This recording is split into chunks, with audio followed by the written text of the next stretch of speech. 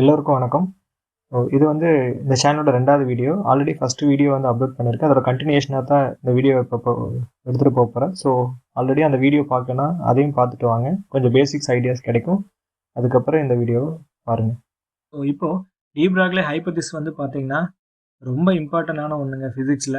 ஏன்னு சொல்கிறேன்னா, இவர் கொடுத்த அந்த ஈக்குவேஷன்ஸும் இவர் ப்ரூவ் பண்ண அந்த எக்ஸ்பெரிமெண்ட் தாங்க. இவர் வந்து என்ன சொல்கிறாருன்னா, லைட்டு மட்டும் கிடையாதுங்க. எந்த ஒரு பார்ட்டிக்கல் எடுத்துட்டாலும் அது ஒரு இடத்துலேருந்து இன்னொரு இடத்துக்கு ஒரு வெலாசிட்டியில் வந்து ட்ராவல் ஆகிட்டு இருக்கப்ப அது வந்து வேவை ப்ரொடியூஸ் பண்ணும். அது வேவாக தான் வந்து ட்ராவல் ஆகுது அப்படின்னு சொல்கிறாருங்க. ஆமாங்க. ஸோ இவர் அது எப்படி ப்ரூஃப் பண்ணுறாருன்னா, இப்படி வந்து மாஸ் இருக்கக்கூடிய ஒரு எலக்ட்ரான், ஓகேங்களா, எலக்ட்ரான் வந்து இருக்கலே கம்மியான மாஸ் இருக்கக்கூடிய பார்ட்டிகல்ஸ், சார்ஜ்டு பார்ட்டிகல்ஸ். ஸோ அந்த ஒரு எலக்ட்ரான் பீமை வந்து இந்த டபுள் ஸ்லிட் எக்ஸ்பெரிமெண்ட் ஆல்ரெடி பார்த்து இல்லைங்களா, அதே மாதிரி எக்ஸ்பெரிமெண்ட்டில் வந்து யூஸ் பண்ணுறாரு. லைட்டுக்கு பதிலாக எலக்ட்ரான் பீம்ஸை வந்து பாஸ் பண்ணுறப்ப அதுவும் வந்து டைஃப்ராக்ஷன் நடக்குது அண்ட் இன்டர்ஃபரன்ஸ் பேட்டர்ன்ஸ் வந்து அதே மாதிரி கிடைக்குதுங்க. ஒரு ஷார்ப் எஜஸில் வந்து இந்த எலக்ட்ரான்ஸ் வந்து பெண்ட் ஆகி இதே மாதிரி பேட்டர்ன்ஸ் வந்து கிடைக்குது. அப்போ என்ன சொல்கிறாருன்னா, எந்த ஒரு பார்ட்டிகல் எடுத்துக்கிட்டிங்கனாலும் அது மூவ் ஆகுறப்ப வேவ்ஸாக தான் வந்து மூவ் ஆகுது அப்படின்னு சொல்கிறாரு. அதுக்கான அந்த ஈக்குவேஷன்ஸ் கொடுத்துருக்காரு.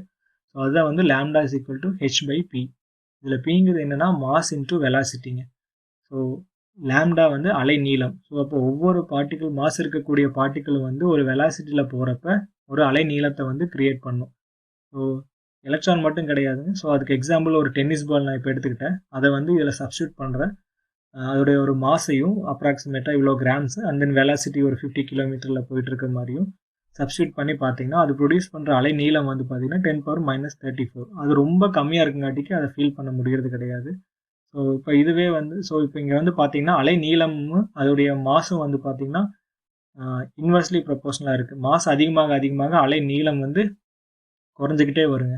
இப்போ எலக்ட்ரான் வந்து இருக்கலே கம்மியான மாஸ் இருக்கக்கூடிய பார்ட்டிக்கல் இப்போ பார்த்துக்கிட்டோம்னா இப்போ அதோடைய வேவ் லென்த் வந்து 10⁻−10 மீட்டர். இது மாதிரி தான் ஃபோட்டான் எடுத்துக்கிட்டிங்கன்னா அதுவும் வந்து பார்த்தீங்கன்னா அது ப்ரொடியூஸ் பண்ணுற வேவ் லென்த் வந்து பார்த்தீங்கன்னா ரொம்ப கம்மி.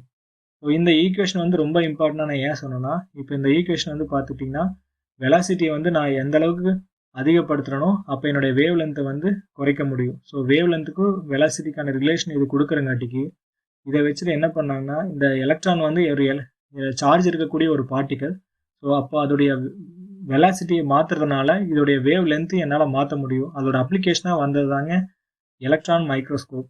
ஸோ இது வந்து ரிசர்ச் சைடில் வந்து ஒரு ரொம்ப பெரிய இம்பாக்டை கொடுத்தது வந்து இந்த electron microscope, scanning electron microscope, transmission electron microscope.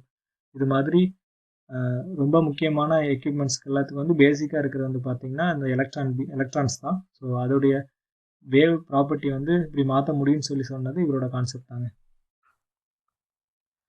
So இவ்வளோ டிஸ்கஷனுக்கு அப்புறம் நான் நம்புகிறேன் கண்டிப்பாக நீங்கள் ஒரு அண்டர்ஸ்டாண்டிங் வந்திருப்பீங்க. ஸோ லைட் வந்து வேவ் பார்ட்டிக்கல் ரெண்டுமே, பார்ட்டிக்கல் பரவறப்ப வேவ் ப்ரொடியூஸ் பண்ணும் அப்படிங்கிற கான்செப்டையும் வந்து கடைசியாக கன்க்ளூட் பண்ணிக்கலாம்.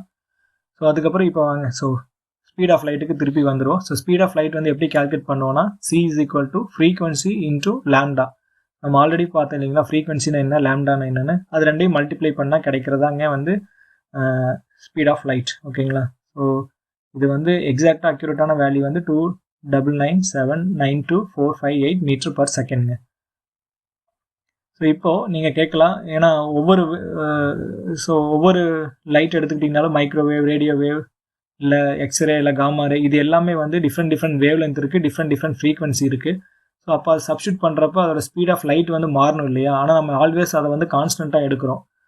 ஆக்சுவலாக அதோட ஸ்பீடு வந்து மாறாதுங்க. ஏன்னு எடுத்துக்கிட்டிங்கன்னா, இப்போ ஃப்ரீக்வன்சி வந்து பார்த்தீங்கன்னா ரேடியோ வேவ்ஸ்க்கு வந்து ஃப்ரீக்வன்சி வந்து பார்த்தீங்கன்னா கம்மி, ஆனால் காமாரேக்கு வந்து ஃப்ரீக்வன்சி அதிகம். அதே வந்து வேவ் லென்த் எடுத்துக்கிட்டிங்கன்னா அதோடைய வேவ் லென்த் வந்து அதிகம், இதோட காமாரேவுடைய வேவ் லென்த் வந்து கம்மி. ஸோ ரெண்டுமே வந்து ஒன்று அதிகமாகறப்போ ஒன்று குறையுது. ஸோ இப்படி மாறி வரங்காட்டிக்கு ரெண்டும் ஈக்குவலைஸ் ஆகி ஸ்பீட் ஆஃப் லைட் வந்து எப்பவுமே கான்ஸ்டண்ட்டாக இருக்குது. அதுதாங்க அப்ராக்சிமேட்டாக 3 × 10⁸ மீட்டர்/செகண்ட், அதாவது 3 lakh km/s நான் சொல்கிறேன். ஸோ இப்போ ஃப்ரீக்வன்சி அதிகமாகிட்டும் வேவ் லென்த் வந்து டிக்ரீஸ் ஆகிறதுனால ஸ்பீட் ஆஃப் லைட் வந்து எப்போவுமே ஒரு கான்ஸ்டன்ட் வேல்யூவாக தாங்க இருக்குது. இது எப்பவும் மாறாத ஒன்றா இருக்கும். ரேடியோ வேவ்னாலும் சரி, இல்லை காமாரேனாலும் சரி, ஸ்பீட் ஆஃப் லைட் வந்து சேம் தான். அடுத்து என்ன பார்க்க போகிறோன்னா, இந்த லைட் வந்து ஆக்சுவலாக உண்மையிலேயே வந்து எப்படிங்க ப்ரொடியூஸ் ஆகுதுன்னு சொல்லி கிளியராக பார்ப்போம். இப்போ ஒரு சார்ஜர் பார்ட்டிக்கல் வந்து மேலேயும் கீழேயும் வந்து இப்படி அதிர்வடையும் பொழுது அது வந்து எலக்ட்ரிக் ஃபீல்டை ப்ரொடியூஸ் பண்ணுது. அந்த எலக்ட்ரிக் ஃபீல்டு வந்து பர்பண்டிகுலராக மேக்னெட்டிக் ஃபீல்ட். ஸோ இதை கீப் ஆன் ப்ரொடியூசிங், அது வந்து ஒரு வேவ் வந்து எமிட் பண்ணிட்டே இருக்குன்னு சொல்லி சொன்னேன் இல்லைங்களா. இப்போ அந்த சார்ஜர் பார்ட்டிகல் வந்து எங்கேருந்து வருது, ஃபஸ்ட்டு அது என்னன்னு சொல்லி பார்த்தோம்னா, ஸோ இந்த எலக்ட்ரான்ஸ் வந்து பார்த்தீங்கன்னா நெகட்டிவ் சார்ஜ் பார்ட்டிகல், இது வந்து ஆட்டம்லேயே தான் இருக்குது. ஸோ ஆட்டம் வந்து நம்ம சொல்கிறோம் இல்லைங்களா, ஸோ அணு வந்து இந்த யூனிவர்ஸோடைய அடிப்படையான ஒரு மிகச்சிறிய துகள், சரிங்களா. ஸோ யூனிவர்ஸில் இருக்க எல்லா ஆப்ஜெக்ட்டுமே வந்து அணுவால் தாங்க ஆயிருக்கு. ஸோ இப்போ அந்த அணுவுக்குள்ளே வந்து பார்த்தீங்கன்னா புரோட்டான் இருக்கும், நியூட்ரான் இருக்கும், அண்ட் தென் எலக்ட்ரான் இருக்குது. ஸோ எலக்ட்ரான் வந்து பார்த்தீங்கன்னா வெளியே வந்து சுற்றிக்கிட்டு இருக்கும். புரோட்டானும் நியூட்ரானும் வந்து நியூக்ளியஸ்ன்னு சொல்கிற நியூக்ளியஸ்ன்னு அணுவுடைய நியூக்ளியஸ்ன்னு சொல்கிற மையப்பகுதியில் வந்து இருக்குங்க. இந்த எலக்ட்ரான் வந்து அவுட்டரில் வந்து பார்த்தீங்கன்னா கண்டிப்பாக வந்து வைப்ரேட் ஆகிக்கிட்டோ இல்லை அக்சலரேட் ஆகிட்டோ ரொட்டேட் ஆகிக்கிட்டே தாங்க இருக்கும். ஸோ அது ஒரு பொசிஷனில் ஸ்டேபிளாக இருக்காது. இது என்ன பண்ணுன்னா மேலையும் கீழே இப்போ ஏதாவது ஒரு பொசிஷன் அதை மாற்றிக்கிட்டே இருக்குங்காட்டிக்கு அது கண்டினியூஸாக வந்து மின் அலைகளை வந்து ப்ரொடியூஸ் பண்ணும். ஸோ இப்படி மாறுகின்ற மின் அலைகள் வந்து பார்த்திங்கன்னா காந்த அலைகளை உருவாக்குது. ஸோ அப்போ எலக்ட்ரோ மேக்னெட்டிக் ரேடியேஷன் வந்து வேவ்ஸ் வந்து பார்த்திங்கன்னா எல்லா டைரக்ஷன்லையும் வந்து எமிட் ஆகிக்கிட்டே தாங்க இருக்கும் ஒரு ஆட்டம்லேருந்து. இப்போது அணுவில் இருக்கக்கூடிய சார்ஜர் பார்ட்டிகள் வந்து கண்டினியூஸாக எலக்ட்ரோ மேக்னெட்டிக் வேவ்ஸை எமிட் பண்ணிகிட்டே இருக்குன்னு சொன்னேன். அப்போ உங்களுக்கு அடுத்த கொஸ்டின் வந்திருக்கணும் இல்லையா, அப்போ இந்த யூனிவர்ஸில் இருக்க எல்லா பொருளுமே அணுவால் தான் ஆனது, அப்போ எல்லாமே வந்து எலக்ட்ரோ மேக்னெட்டிக் வேவ்ஸை எமிட் பண்ணிட்டு தான் இருக்கானா? ஆமாங்க, எல்லா ஆப்ஜெக்ட்டுமே வந்து எலக்ட்ரோ மேக்னெட்டிக் வேவ்ஸை எமிட் பண்ணிட்டு தான் இருக்குது, இன்க்ளூடிங் ஹியூமன் பாடி. நம்மளும் வந்து எலக்ட்ரோ மேக்னெட்டிக் வேவ்ஸை வெளியே எமிட் பண்ணிட்டு தான் இருக்கோம். ஆனால் நம்ம ஏன் அதை கண்ணால் பார்க்க முடியல அப்படின்னு சொல்லி நினச்சிங்கன்னா, நம்ம எமிட் பண்ணுற வேவ் லென்த் வந்து பார்த்திங்கன்னா இன்ஃப்ராரெட் ரீஜியனில் இருக்குது. ஸோ இதை வந்து கண்ணால் பார்க்க முடியாது, ஆனால் அந்த இன்ஃப்ராரெட்டை சென்ஸ் பண்ணக்கூடிய சென்சார் இருக்க ஐஆர் கேமராஸில் வந்து பார்க்க முடியும். இதை வந்து நீங்கள் ஈவன் மூவிஸில் இல்லை வேறு கேமராஸ்லேயும் நீங்கள் பார்த்துருப்பீங்க, ஐஆர் கேமரா பார்த்துருப்பீங்க. ஸோ இதில் வந்து ஹியூமன் பாடி நம்ம பார்க்குறப்ப வந்து பார்த்திங்கன்னா ரெட் கலர்லேயும் எல்லோயிஷ் அண்ட் தென் க்ரீன் கலரில் வந்து தெரியும். இதெல்லாம் வந்து டிஃப்ரெண்ட் டெம்பரேச்சர், ஹியூமன் பாடியுடைய டெம்பரேச்சர். இங்கே டெம்பரேச்சர் என்னன்னா ஐஆர் வேவ் லென்த் தாங்க. ஸோ ஐஆர் வேவ்ஸ் தாங்க நம்ம வெளிவிடுற ஐஆர் வேவ்ஸ்.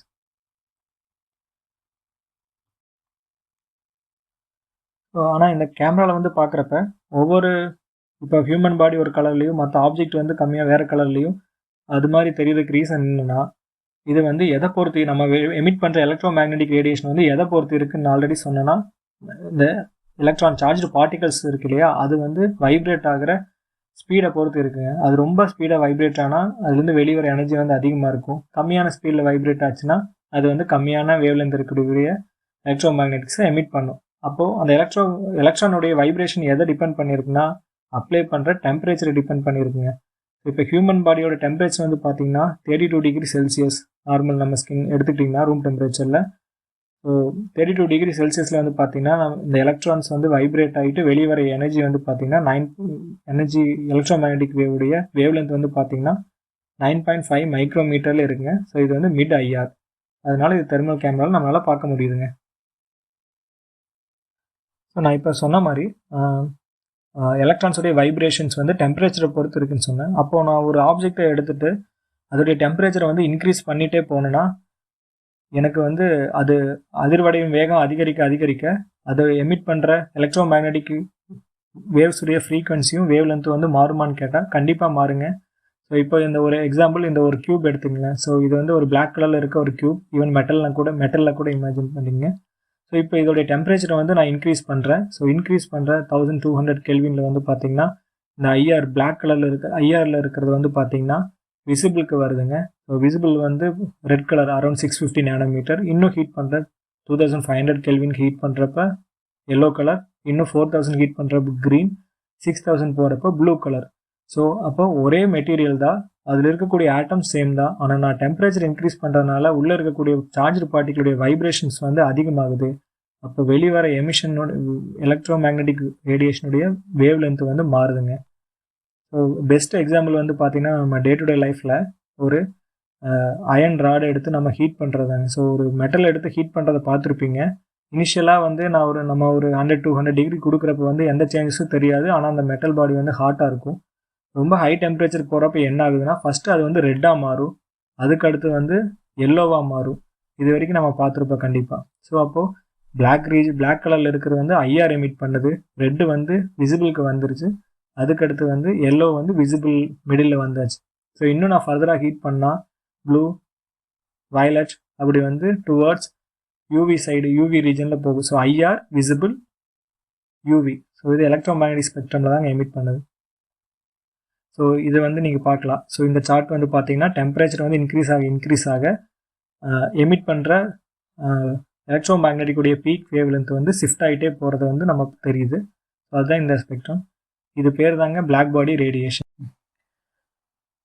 ஸோ இப்போது டெம்பரேச்சர் இன்க்ரீஸ் ஆகிறதுனால இப்படி வந்து எமிட் ஆகிற எலக்ட்ரோ மேக்னெட்டிக் ரேடியேஷன் வந்து யூவி ரீஜனில் வந்து ஷிஃப்ட் ஆகுன்னு சொல்லி பார்த்தோம். ஸோ இன்கேஸ் இந்த டெம்பரேச்சர் வந்து நம்ம டிக்ரீஸ் பண்ணிகிட்டே போகிறோம் அப்படின்னா அப்போது அதோட வைப்ரேஷன் வந்து கம்மியாகிட்டே போகுமானா ஆமாம். ஸோ இந்த எலக்ட்ரானுடைய வைப்ரேஷன் வந்து கம்மியாகிட்டே போகுங்க.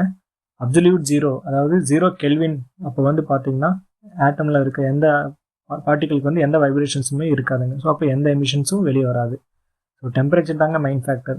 இருக்க எல்லா ஆப்ஜெக்ட்டும் வந்து கண்டிப்பாக ரூம் டெம்பரேச்சர் வந்து 32 டிகிரி செல்சியஸ் அப்போ வைப்ரேஷன் இருந்துக்கிட்டே இருக்கும். ஸோ இதுவே வந்து அதை கூல் பண்ணிக்கிட்டே போய் கெல்வின் 0ல் போகிறப்ப பார்த்தீங்கன்னா எந்த வைப்ரேஷன்ஸ் இருக்காது, அப்போ எதையும் எமிட் பண்ணாது. இதுதாங்க black body radiation. So black body radiation அடிக்கு பிளாக் கலரில் இருக்க ஆப்ஜெக்ட் வந்து ரேடியேஷன் எமிட் பண்ணால் அது வந்து பிளாக் பாடிங்கிற மீன் கிடையாது. எந்தெந்த ஆப்ஜெக்ட் வந்து எலக்ட்ரோ மேக்னெட்டிக் வேவ்ஸ் வந்து எமிட் பண்ணுதோ அதுதான் பிளாக் பாடி ரேடியேஷன். ஆனால் எக்ஸாக்டாக பிளாக் பாடிங்கன்னா என்னென்னா அப்சார்பிலிட்டி 1ஆகவும் எமிசிவிட்டி வந்து 1ஆகவும் இருந்துச்சுன்னா அது வந்து பர்ஃபெக்ட்லி பிளாக் பாடிஸ்ன்னு சொல்லலாம். அப்படி இல்லையா ஆல்மோஸ்ட் க்ளோஸ் டு 1, ஸோ 0.97க்கு மேலே இருக்கிறது எல்லாமே வந்து பார்த்திங்கன்னா பிளாக் பாடி ரேடியேஷன் சொல்லலாம். அதுக்கு கீழே இருக்கிறதெல்லாம் வந்து பார்த்திங்கன்னா கிரே பாடின்னு சொல்லுவாங்க. ஸோ இப்போது அதோடைய டெம்பரேச்சரை வந்து இந்த பிளாக் பாடியோட டெம்பரேச்சரை வந்து நான் இன்க்ரீஸ் பண்ண அதோடைய எமிட் பண்ணுற பீக் வேவ் லென்த் வந்து பார்த்திங்கன்னா டுவர்ட்ஸ் ப்ளூ கலரில் வந்து ஷிஃப்ட் ஆகிட்டே இருக்கும். ஸோ இதுதான் வந்து பிளாக் பாடி ரேடியேஷன். அவ்வளோதாங்க இதோட கான்செப்ட். ஸோ இப்போ பிளாக் பாடி ரேடியேஷன் இன்னும் சிம்பிளாக புரிஞ்சுருக்குன்னு நினைக்கிறேன். ஒரு ஆப்ஜெக்டோடைய டெம்பரேச்சரை வந்து இன்க்ரீஸ் பண்ண அதை எமிட் பண்ணுற எலக்ட்ரோ மேக்னெட்டிக் வேவ் லென்த் வந்து டுவர்ட்ஸ் ப்ளூ கலர் நோக்கி ஷிஃப்ட் ஆகிறதாங்க வந்து பிளாக் பாடி ரேடியேஷன். அதோட பெஸ்ட் எக்ஸாம்பிள் வந்து பார்த்திங்கன்னா நம்ம நைட் டைம் பார்க்குற ஸ்டார்ஸ் தாங்க. ஸோ இதை வந்து பார்த்திங்கன்னா இந்த ஒரு இமேஜ் இந்த ஃபோட்டோகிராஃபி வந்து பார்த்திங்கன்னா ஹபிள் அப்சர்வேஷனில் கிடச்சிதுங்க, நாசாவோடது. ஸோ இதில் வந்து பார்த்திங்கன்னா நீங்கள் ஸ்டார்ஸ் பார்க்குறீங்க இல்லையா, டிஃப்ரெண்ட் கலர்ஸில் இருக்குது பாருங்களேன். ஸோ ஒன்று வந்து ப்ளூ கலரில், ஒன்று வந்து yellow colour, and then red கலரில் கூட சில ஸ்டார்ஸ் வந்து தெரியுது. ஏன் ஒவ்வொரு ஸ்டார்ஸ் வந்து டிஃப்ரெண்ட் கலரில் தெரியுதுன்னா ஒவ்வொரு ஸ்டார்ஸோடைய டெம்பரேச்சர் வந்து டிஃப்ரெண்ட்டாக இருக்குங்க. அதாவது ப்ளூ வந்து இருக்கிறதுலே ஹையஸ்ட் டெம்பரேச்சராகவும், எல்லோ வந்து அதுக்கு கம்மியான டெம்பரேச்சராகவும், ரெட்டு வந்து ரொம்ப கம்மியான டெம்பரேச்சரில் இருக்கும். ஸோ எல்லா stars, sun and then earth எல்லாமே வந்து பிளாக் பாடி தாங்க. எல்லாமே பிளாக் பாடி ரேடியேஷன்ஸ் தான். ஸோ அடுத்த வீடியோவில் பார்த்தீங்கன்னா லைட்டோடைய எனர்ஜி வந்து எப்படி கால்குலேட் பண்ணுறேன்னு சொல்லி கிளியராக பார்ப்போம். ஏன்னா டிஃப்ரெண்ட் கலர் இருக்கக்கூடிய லைட் வந்து பார்த்திங்கன்னா ஒவ்வொரு கலருக்கும் ஒவ்வொரு மாதிரியான எனர்ஜி இருக்கும். அந்த எனர்ஜி எப்படி கால்குலேட் பண்ணுறதுனோ அந்த எனர்ஜியை வந்து எப்படி நம்ம எலக்ட்ரிக்கல் எனர்ஜியாக மாற்ற முடியும், அதுக்கு என்ன யூஸ் பண்ணணும், எல்லாத்தையும் வந்து ரொம்ப கிளியராக பார்க்கலாம். இது வரைக்கும் பார்த்த தகவல்கள் எல்லாம் ரொம்ப இன்ட்ரெஸ்டிங்காகவும் யூஸ்ஃபுல்லாகவும் இருந்திருக்கும்னு நினைக்கிறேன். ஸோ அடுத்தடுத்த வீடியோவும் பாருங்கள். ஸோ உங்களோட சப்போர்ட் எப்பவும் வேணும். So please subscribe. தேங்க்யூ.